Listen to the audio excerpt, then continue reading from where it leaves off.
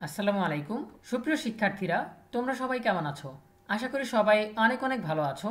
তোমরা যারা গত বছরের অর্থাৎ 2023 সালের এসএসসি ও সমমান পরীক্ষায় অংশগ্রহণ করেছিলে, তোমাদের মূল সনদ বা সার্টিফিকেট বিতরণ শুরু হচ্ছে।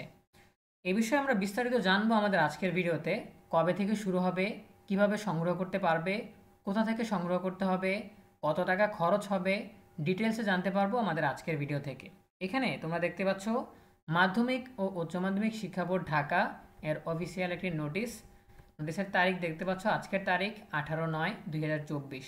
নোটিশের বিষয় 2023 সালের এসএসসি পরীক্ষার মূল সনদ বিতরণ প্রসঙ্গে। উপযুক্ত বিষয়ে আপনাদের জানানো যাচ্ছে যে আপনার শিক্ষা প্রতিষ্ঠানের 2023 সালের এসএসসি পরীক্ষায় উত্তীর্ণ ছাত্রছাত্রীদের মূল সনদপত্র নিম্নবর্ণিত সময় ও নিয়ম অনুযায়ী অত্র অফিস থেকে গ্রহণ করার অনুরোধ করা হলো। বিতরণের সময় আগামী 25/9/2024 থেকে 6/10/2024 তারিখ পর্যন্ত। সময় সকাল 10টা থেকে বিকেল 4টা পর্যন্ত। আচ্ছা, এখানে যেটা বলা হয়েছে যে বোর্ড থেকে প্রত্যেকটা প্রতিষ্ঠানের প্রধান শিক্ষককে এই চিঠিটা দেওয়া হয়েছে যে কোন জেলার জন্য কবে শিক্ষার্থীদের যে সনদপত্রগুলো রয়েছে বা সার্টিফিকেটগুলো রয়েছে সেগুলো বিতরণ করা হবে। এখানে যে তারিখগুলো দেখতে পাচ্ছ, 25 তারিখ থেকে 6 তারিখ পর্যন্ত, অর্থাৎ আগামী মাসের বা অক্টোবর মাসের 6 তারিখ পর্যন্ত বোর্ড থেকে প্রত্যেকটা শিক্ষা প্রতিষ্ঠানকে বা শিক্ষা প্রতিষ্ঠানের প্রধানকে এই সনদপত্রগুলো বা সার্টিফিকেটগুলো বিতরণ করা হবে।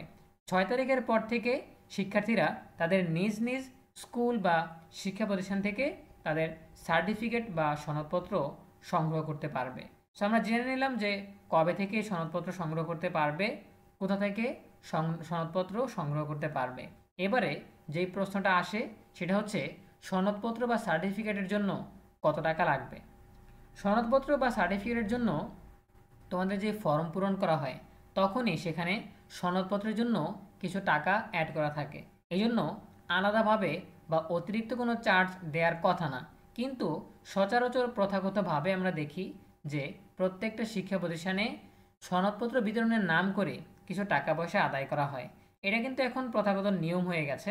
সেই অনুপাতে তোমাদের শিক্ষা প্রতিষ্ঠানে কিছু চার্জ হতে পারে। এখন কোনো শিক্ষা প্রতিষ্ঠানে হয়তো বিনামূল্যেই দিয়ে দিবে, কোনো কোনো শিক্ষা প্রতিষ্ঠানে হয়তো 200 টাকা নিতে পারে, কোনো কোনো শিক্ষা প্রতিষ্ঠানে আরও বেশি টাকা নিতে পারে, 500 টাকা, 1000 টাকা। এই জন্য এটা নির্দিষ্ট করে বলা যাচ্ছে না, যেহেতু বোর্ড কর্তৃক এটা বিনামূল্যে বিতরণের জন্যই দেয়া হয়। এই জন্য কোন স্কুল কত টাকা নিবে সেটা কিন্তু বলা যাচ্ছে না। ঠিক আছে? সো তোমরা যারা গত বছর এসএসসি ও সমমান পরীক্ষা অংশগ্রহণ করেছ এবং উত্তীর্ণ হয়েছ, তোমাদের সনদপত্র খুব শীঘ্রই স্কুলে আসতে যাচ্ছে। আগামী 6 অক্টোবরের পর থেকে তোমরা চাইলে যে কোনো সময় বিদ্যালয়ে গিয়ে তোমাদের সনদপত্র সংগ্রহ করতে পারবে।